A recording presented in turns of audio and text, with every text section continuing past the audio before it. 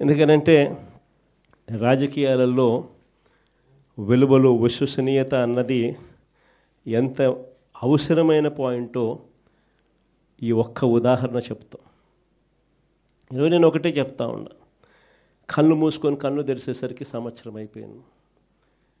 మరో 3 సంవత్సరాలు కూడా కళ్ళు మూసుకొని కళ్ళు తెరిచేసరికి మరో 3 సంవత్సరాలు కూడా అయిపోతుంది. కానీ ఒకటే చెప్తా ఉన్నా, ఈరోజు కూడా గర్వంగా కూడా చెప్తా, ఈరోజు కూడా వైఎస్ఆర్సీపీకి సంబంధించిన ఏ కార్యకర్త అయినా కూడా, ఎంపీటీసీ కావచ్చు, వార్డు మెంబర్ కావచ్చు, సర్పంచ్ కావచ్చు, కౌన్సిలర్ కావచ్చు, జెడ్పీటీసీలు కావచ్చు, ఎవరైనా కూడా వైఎస్ఆర్సీపీకి చెందిన ఏ కార్యకర్త అయినా రాష్ట్రంలో ఏ ఇంటికైనా కూడా వెళ్ళి గర్వంగా తలెత్తుకొని చిక్కటి చిరునవ్వుల మధ్య గర్వంగా వైఎస్ఆర్సీపీ కార్యకర్తలు మేము అని చెప్పుకునే పరిస్థితి ఈరోజు వైఎస్ఆర్సీపీ కార్యకర్తలకు మాత్రమే ఉంది. నేను అడుగుతా ఉన్నా ఈరోజు చంద్రబాబు నాయుడు మహానాడు అని చెప్పి పెద్ద పెద్ద డ్రామాలు చేస్తూ ఈరోజు ఏదో పెద్ద ప్రోగ్రాములు పెడతారు. నేను అడుగుతా ఉన్నా, మీ వేదికపై నుంచి నీకు చెప్పే ధైర్యం ఉందా?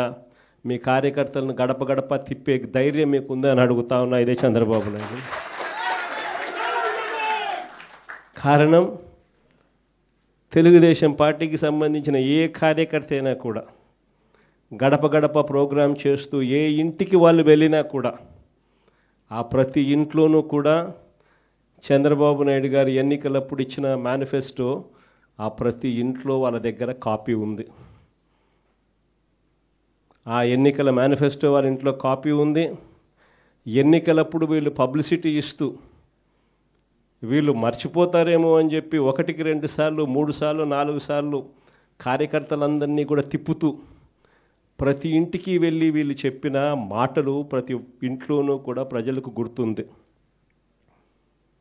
వీళ్ళు ఇచ్చిన బాండ్లు ప్రతి ఇంట్లో కూడా ఈ రోజుకి ఉన్నాయి. ఒకవైపున చంద్రబాబు ప్రభుత్వం ఇచ్చిన ఏ హామీని నెరవేర్చకుండా సూపర్ 6లు సూపర్ 7లు గాలి కుదిలేసి 143 హామీలను పూర్తిగా పక్కకు వదిలేసి, ఇంతకుముందు చెప్పినట్టుగా చిన్న చిన్న హామీలు, ఏది బస్సు, ఇది పెద్ద హామీ కూడా కాదు, చిన్న చిన్న హామీలు. మా కడపలో మహిళలందరూ ఎదురు చూస్తూ ఉన్నారు, ఎప్పుడెప్పుడు చంద్రబాబు ఇది చెప్తాడా, ఎప్పుడెప్పుడు ఇది అయిపోతుందా, విశాఖపట్నం పోయి అట్లా రావచ్చు కదా, పొద్దున పోయి సాయంత్రానికి విశాఖపట్నం రావచ్చు కదా అని చెప్పి మా వాళ్ళందరూ ఎదురు చూస్తూ ఉన్నారు.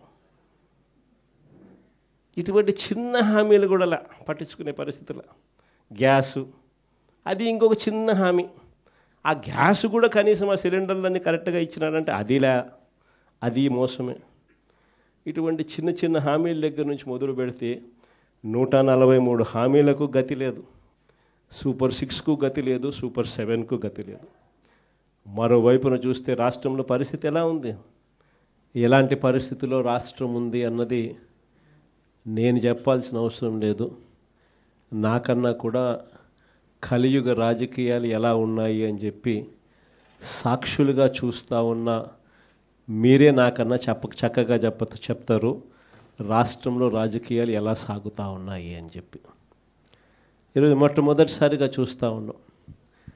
రాజకీయాలలో ఎప్పుడు కూడా నేను ఒక మాట అంటూ ఉంటా, విలువలు ఉండాలి, విశ్వసనీయత అన్న పదానికి అర్థం తెలిసి ఉండాలి. అప్పుడే రాజకీయం అనే ఈ వ్యవస్థలో ఒక తులసి ముక్కలా మనం నిలబడతాము అని చెప్పి మొట్టమొదటిసారిగా ఈరోజు చూస్తూ ఉన్నాం. రాజకీయాలను భ్రష్టు పట్టిస్తూ ఉన్న పరిస్థితి ఎప్పుడైనా చూసాము అని అంటే అది చంద్రబాబు నాయుడు గారి పరిపాలనలో మాత్రమే ఇలా భ్రష్టు పట్టించే కార్యక్రమం జరుగుతుంది అని.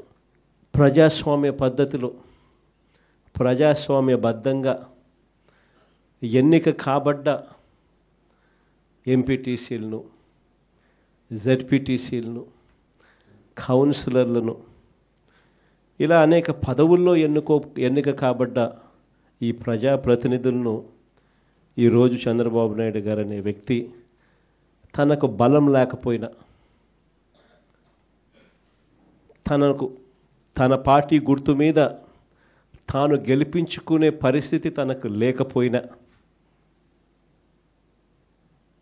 వేరే పార్టీ మీద గెలిచిన వ్యక్తులు వీళ్ళు అని తెలిసి ఉన్న తానే ముఖ్యమంత్రిగా ఉన్నాడు, తానే ప్రజాస్వామ్యాన్ని పరిరక్షించాల్సిన బాధ్యతలో తానే ఉన్నాడు అన్న సంగతి కూడా తనకు తెలిసి ఉన్న తానే దగ్గరుండి స్వయంగా ప్రజాస్వామ్యాన్ని ఖూనీ చేస్తూ ఉన్న పరిస్థితి ఈ రాష్ట్ర రాజకీయాలలో ఈరోజు జరుగుతూ ఉన్నాయంటే అది ఎంతటి దౌర్భాగ్యపు పాలన అని చెప్పి చెప్పడానికి వేరే ఉదాహరణ అవసరంలా.